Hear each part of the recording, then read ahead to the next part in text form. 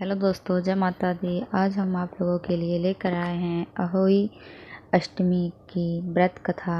आशा करती हूँ आप लोगों को बहुत अच्छी लगेगी। अगर अच्छी लगे तो लाइक शेयर ज़रूर करें, सब्सक्राइब ज़रूर करें, बेल आइकन ज़रूर दबाएं, जिससे आपको अगली कथाएं सबसे पहले आपके पास आ जाएंगे। ये व्रत जो है संतान की सलामती से जुड़ी इस व्रत का बहुत महत्व है। इस व्रत को हर महिला अपने बच्चों के स्वस्थ और लंबी उम्र के लिए करती है। कुछ महिलाएं इस व्रत को संतान की प्राप्ति के लिए भी करती है।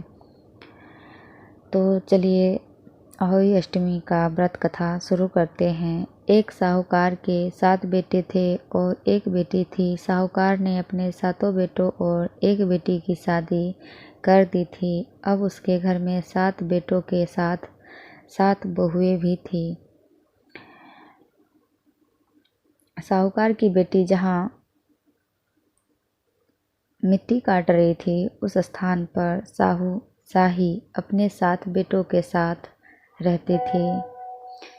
मिट्टी काटते हुए गलती से साहूकार की बेटी की खुरपी के चोट से स्याहू का एक बच्चा मर गया। उस पर क्रोधित होकर स्याहू ने कहा कि मैं तुम्हारी कोख बांधूंगी।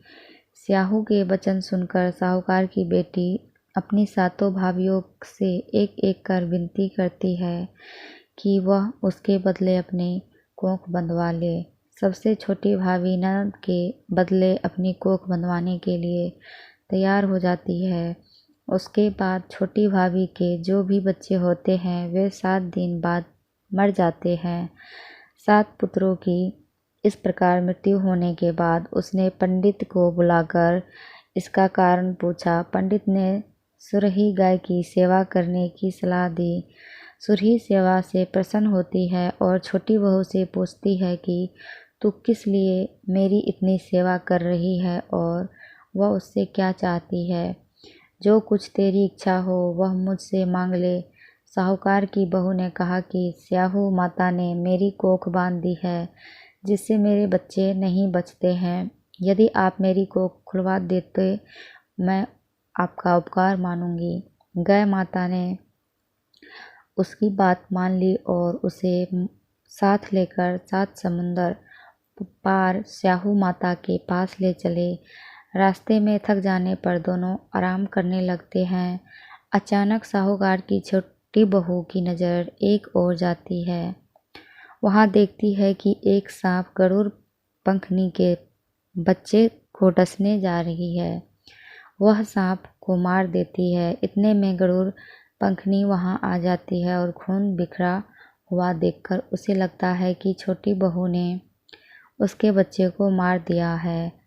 इस पर वह छोटी बहू को चोंच मारना शुरू कर देती है। छोटी बहू इस पर कहती है कि उसने तो उसके बच्चे की जान बचाई है। गरुड़ पंखनी इस पर खुश होती है और सुराही सहित उन्हें स्याहू के पास पहुंचा देती है। वहाँ छोटी बहू स्याहू की सेवा करती है। स्याहू छोटी बहू की सेवा से प्रसन्न होकर उसे 7 पुत्र और 7 बहू होने का आशीर्वाद देती है।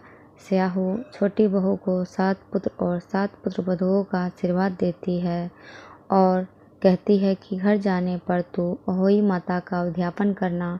7 बहुओं और 7 अहोई बनाकर 7 कड़ाही देना। उसने घर लौटकर देखा तो उसके 7 बेटे और 7 बहुएं मिली। वह खुशी के मारे भाव विभोर हो गई। उसने 7 अहोई बनाकर 7 कड़ाही देकर उद्यापन किया।